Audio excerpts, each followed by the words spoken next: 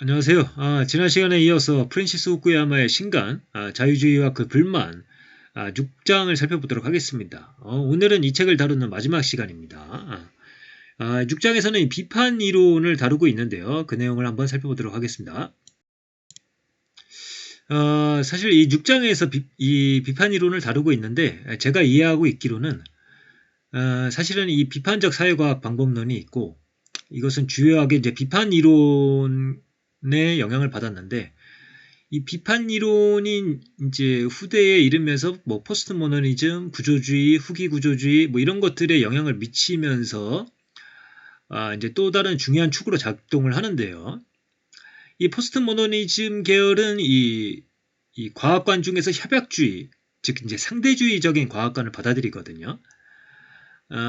이제 반면에 이 비판 이론은 또 이제 비판적 실제론이라는 과학관과 또 연계가 되고 있습니다. 그래서 이 비판 이론과 비판적 실제론의 계열에서는 완전히 상대주의적이지만은 않은 그런 과학관을 이제 추구를 하거든요.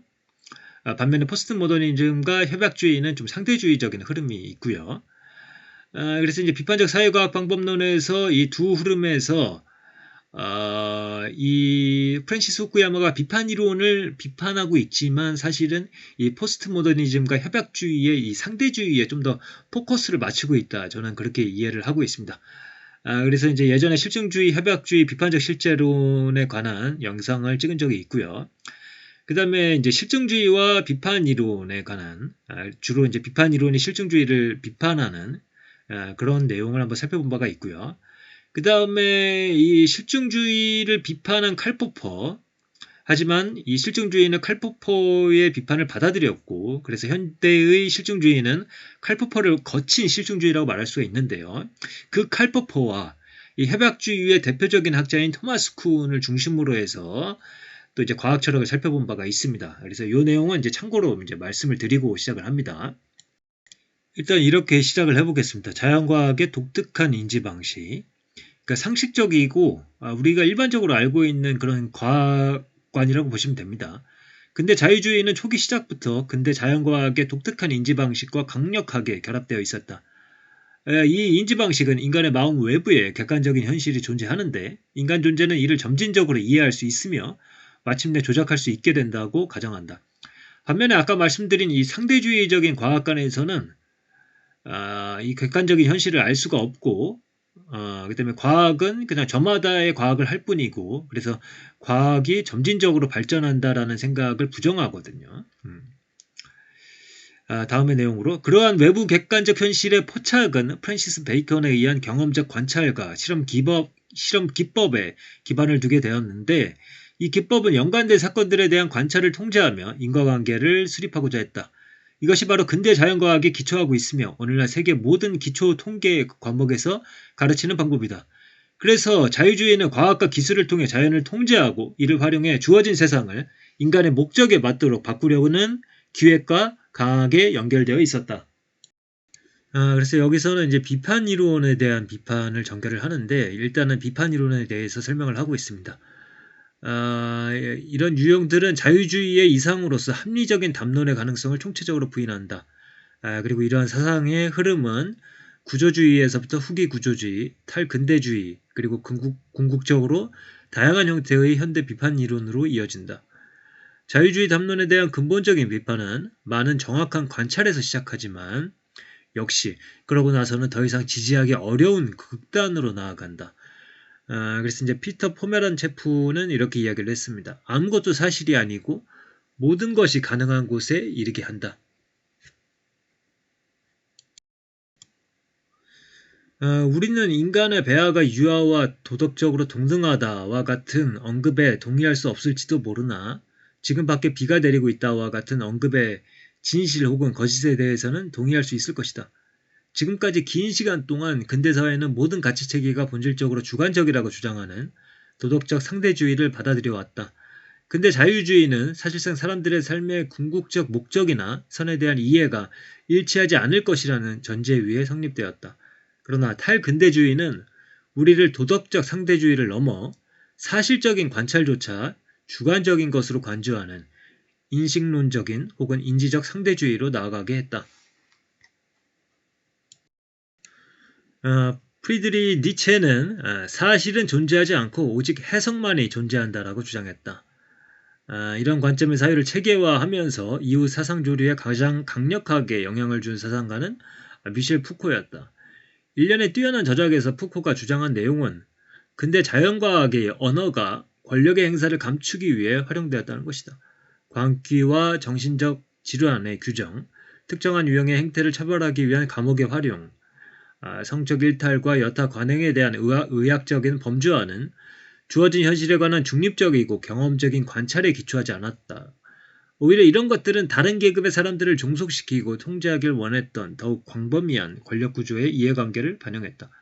근데 자연과학에서 객관적이라 믿어지는 언어들은 이러한 이해관계들을 권력자의 영향을 감추는 방식으로 암호화했다.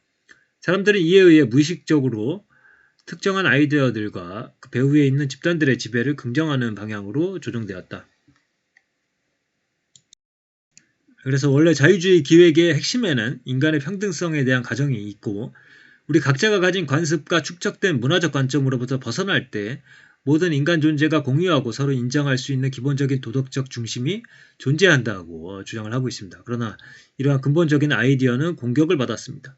개인들은 자유주의 이론의 자율적 행위자가 아니다. 그들은 통제할 수 없는 더 넓은 사회적 세력들에 의해 주조된다. 과학적으로 타당한 결론이라고 제시하는 아이디어들은 실제로 그것들을 표현하는 사람들의 이익과 권력을 반영한다.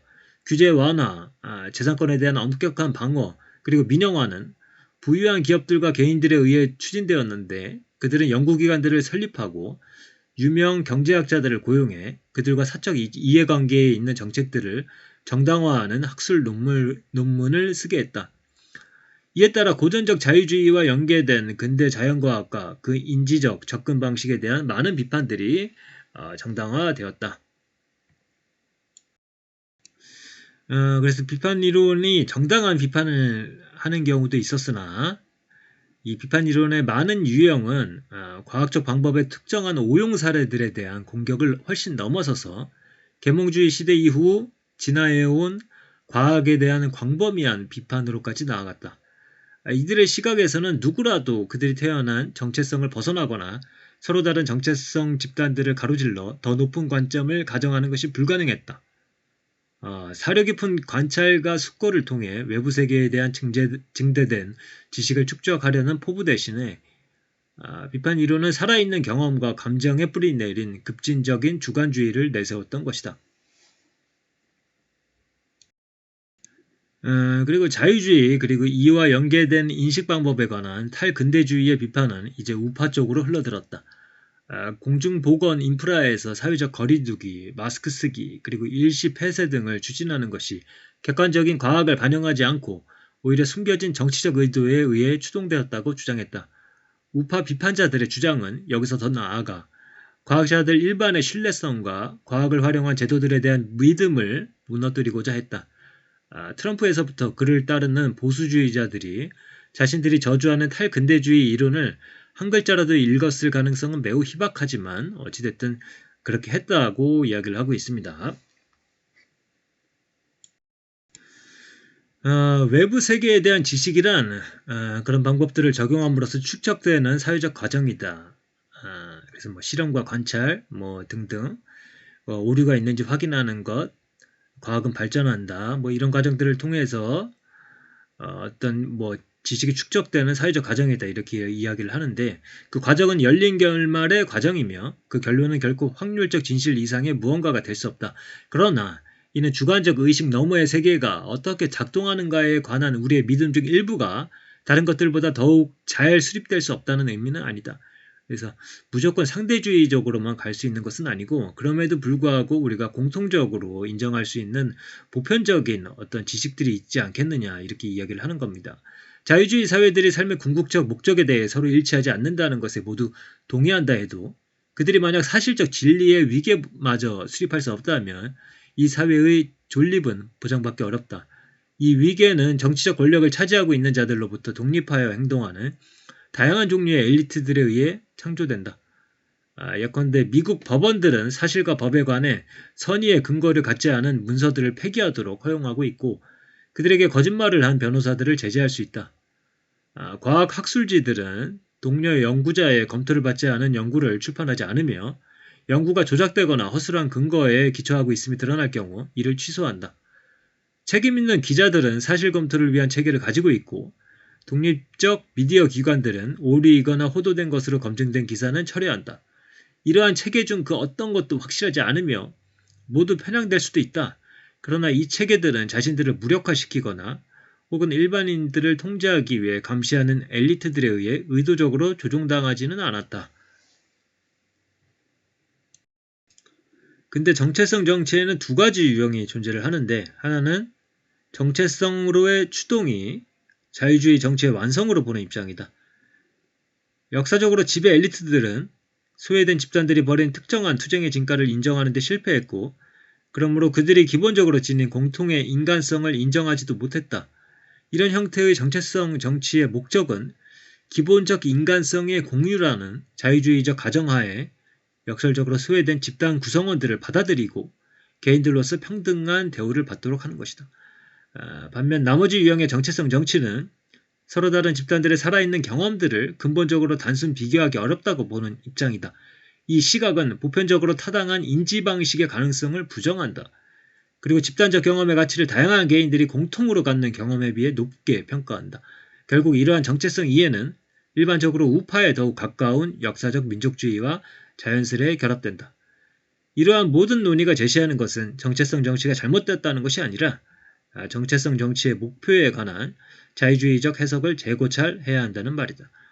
보편적인 인간 평등을 전제로 하는 자유주의가 정체성 집단들이 권리를 위해 투쟁하는 틀이 되어야 한다. 그래서 여기서도 보편적으로 타당한 인지방식 그리고 특정한 정체성의 작은 정체성에 국한되지 않은 이 보편적인 인간 평등을 전제로 하는 어떤 자유주의 이런 것들을 이야기를 하고 있습니다.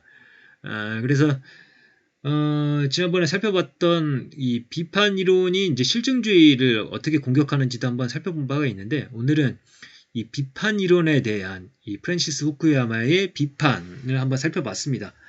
그리고 나머지 이제 7장에서 10장까지는 따로 다루지는 않을 거고요.